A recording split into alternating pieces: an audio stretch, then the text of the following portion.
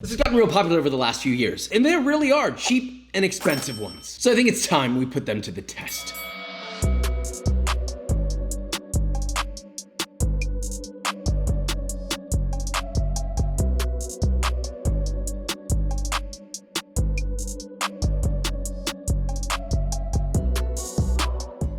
Today we're doing the Katsu Sando versus the Katsu Sando. I'm sure you've seen these around somewhere, right? They're these perfect little square sandwiches with the edges cut off. It's almost like the luxurious version of an Uncrustable for an adult. So we're gonna turn that dial all the way up on the cheap version and all the way up on what eventually priced out to be this. With all that being said, let's make this, shall we? Here's our two competitors, a classic pork Katsu Sando and then an A5 Katsu Sando with a pretty vastly different price point. Let's start with the cheaper version. For bread, any good fresh baked loaf of white bread, more traditionally a Hokkaido milk bread, will do, sliced as evenly as you can. Now obviously a slaw is a necessity, and if you don't like slaw, then you're not allowed to have this sandwich. I'm kidding, I'll just judge you from afar. First you need half a head of green cabbage, very thinly sliced, ideally on a death machine, sometimes called a mandolin, 3 green onion, thinly sliced, 2 cloves of garlic grated, the juice of 1 lemon, salt and pepper to taste, and a 1/3 cup or 68 grams of mayonnaise. Toss together until combined, give it a taste. It's crunchy, it's acidic, it's got that slap in the face. Next, tonkatsu sauce, which you may have all the ingredients for already. Small sauce pot, half a cup or 128 grams of ketchup, 3 tablespoons or 40 grams of oyster sauce, a 1/4 cup or 60 milliliters of Worcestershire sauce, and 3 tablespoons or 42 grams of granulated sugar. Heat over medium while constantly stirring for about a minute or just until the sugar is dissolved. Keep it refrigerated and enjoy on all fried good things. For the pork, you'll need a boneless pork chop. Obviously, increase the amount based off of how many you're making, 1 chop per Sando. Pound that bad boy out till it's about a half an inch thick and 4 to 5 inches wide. Season to taste with salt on both sides, and dredge is the same on a classic katsu. Bowl 1, all-purpose flour. Bowl 2, 2 to 4 eggs with a splash of water beaten together. Bowl 3, panko breadcrumbs. None of these ingredients need a specific amount, you just need enough to coat the god-dang thing. Now, coat your chop in the flour, shake off the excess, then in the egg, all around the chop in its little Grammy.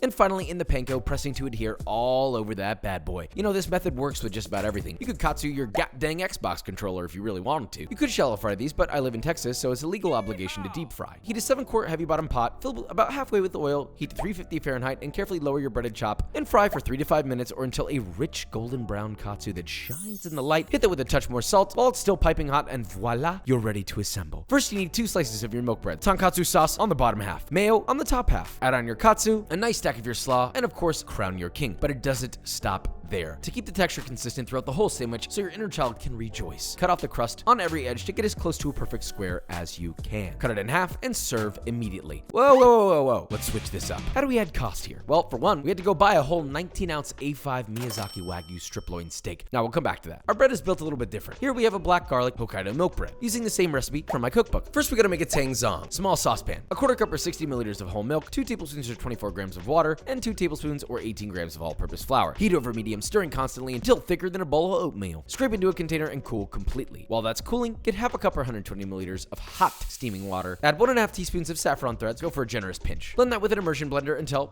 yellow like, you know what that looks like. To that, you'll add half a cup or 120 milliliters of whole milk, which should bring the temperature down to around 95 degrees Fahrenheit. But if it's still hot, let it cool till lukewarm. Then whisk in 2.5 teaspoons or 9 grams of instant yeast till dissolved. Then beat in 1 large egg, 1 egg yolk till homogeneous. Then in the bowl of a stand mixer, add 3.5 cups or 525 grams of bread flour, 2 teaspoons or 5 grams of fine sea salt, 3 tablespoons or 42 grams of granulated sugar, and optionally 3 grams exactly of amylase enzyme. Mix all together, pop into your stand mixer, add your liquid, add your tangzong, with the speed for your dough hook set to medium, and once you get a rough dough, add in 3 tablespoons or 42 grams of softened unsalted butter, allow to mix for 3 to 5 minutes or until smooth and extensible, dump it out and spread onto an unfloured work surface to get a rectangle roughly 6 by 10 inches. Squeeze out the cloves from 1 whole head of black garlic, spread your black garlic all across the surface of your dough, scrape up the edges with a bench scraper, fold the left towards the middle, the right over that, and then fold the top towards you, slap it, fold, and knead the dough until homogeneous again, form into a light ball, and place into a grease bowl covered with plastic wrap overnight in the fridge. Next day, punch that bad boy down, divide it into 2 pieces, roll each piece of dough into a rough rectangle about the same width as a 9x5 loaf pan. Roll it up into a log, grease up your loaf pan with cooking spray, add in your rolls seam side up, tent lightly with greased plastic wrap, and proof for 2 hours or until the bread is just barely peeking over the top of your bread pan. Bake at 375 Fahrenheit for about 18 to 20 minutes or until a beautiful golden golden brown puffed loaf emerges. Baste your little gentleman with a little bit of melted butter if desired, then cool completely on a wire rack with your bread turned on its side to keep the top domed until cooled to room temperature. Now, if for some reason your bread didn't bloom quite as nice as you want, or your loaf pan was maybe a little too large, you can always cut it lengthwise and then into individual squares. Onto the katsu sauce. Small saucepan, 2 tablespoons or 25 grams of sake, set to medium-high, boil and reduce by half, then add a quarter cup or 60 milliliters of Worcestershire sauce, 3 tablespoons or 2 grams of bonito flakes, 3 tablespoons or 38 grams of oyster sauce, 3 tablespoons or 42 grams of sugar, half a cup or 128 grams of ketchup. Stir and continue to heat until the sugar is dissolved. Pass it through a mesh strainer and you have a fresh campfire-style tonkatsu sauce. And guess what? The slaw here, again, similar but mods. Large bowl, half a head of green cabbage thinly sliced, 1 very finely diced shallot, 1 tablespoon or 18 grams of gochujang, 1 tablespoon or 14 grams of spicy chili crisp. All right, we're stepping away from tradition here. 5 cloves of garlic grated, the juice of 1 lemon, half a cup or 100 grams of kubi mayo. Stir together until beautifully combined, adding salt if needed, and your slaw has now appreciated in value, making it not just a cabbage slaw, but a financial asset. All right, we're ready to fry and assemble. As you might have guessed, the breading is the same. If your steak is long, then you might be able to get 2 good sandwich portions by trimming excess fat, reserving that for the most amazing tallow another time though, and splitting your steak in half. But do make sure your steak is at least 3/4 of an inch thick or it will overcook in the fryer. Now, season both sides generously with salt to taste, and same as before, coat in the flour, shake off the excess, dip in the egg mixture, coat completely, and finally, a thicko boy coating of panko breadcrumbs. Fry those at 360 degrees Fahrenheit just until golden brown. We want to get color and crunch on this as fast as possible without burning the outside, but simultaneously without overcooking the inside. About 2 to 3 minutes. While that's frying, we're going to quickly make the seasoning. First, a yuzu mist. Half a cup or 120 milliliters of yuzu juice, half a cup or 120 milliliters of shiradashi, and 1 tablespoon or 14 grams of your finest aged soy sauce. Mix together, pour into a spray bottle with a mist function, and then for the spice mix, a sancho togarashi. Small bowl, 2 tablespoons or 19 grams of kosher salt, 1 tablespoon or 9 grams of shimi togarashi, 1.5 teaspoons or 2 grams of the more rare sancho powder. Whisk that together until combined. At this point, your wagyu boys should be done. Pull them out, spray immediately 2 to 3 times ever so lightly with your yuzu mist, followed by your sancho togarashi to taste. Then to assemble, get 2 good slices of your black garlic Hokkaido bread, smoky bonito tonkatsu sauce on the bottom, and kupi mayo on the top. Lay down your yuzu misted luxury brick. Top generously with your slaw, top with your other half, and this time I chose not to trim because it was already quite symmetrical as it was, and to be honest, I didn't want to lose a single inch of that A5 wagyu. But I will slice it in half for a beautiful cross section that I can feel the juice squirting all over the goddamn place. But enough talk. Let's see if it's worth cracking open the piggy bank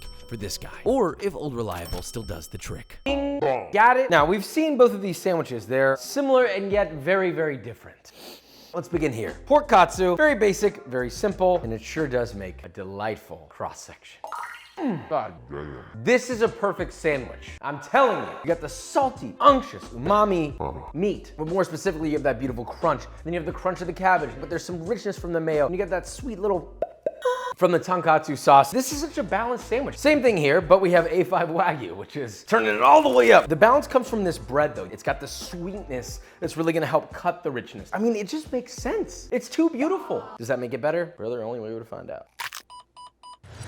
Let me tell you something. I know we talk about, oh, you don't have to shell out money all the time. No. Shut up. Shell it out for this. This is a million miles better. I love Stark flavors. Super duper fatty, rich, but then you got that immediate sweet acidity that they're just fighting in your mouth. They're having a battle, but it's an incredible battle. You're just there sitting and watching the battle happen in front of you. It doesn't get any more beautiful than that. In this case, absolutely. Spend the money on it. I don't care what you say. If you've never had this before, this is gonna blow your goddamn mind. Just do me a favor and cook it medium rare. But you wanna know what else is medium rare? B-roll.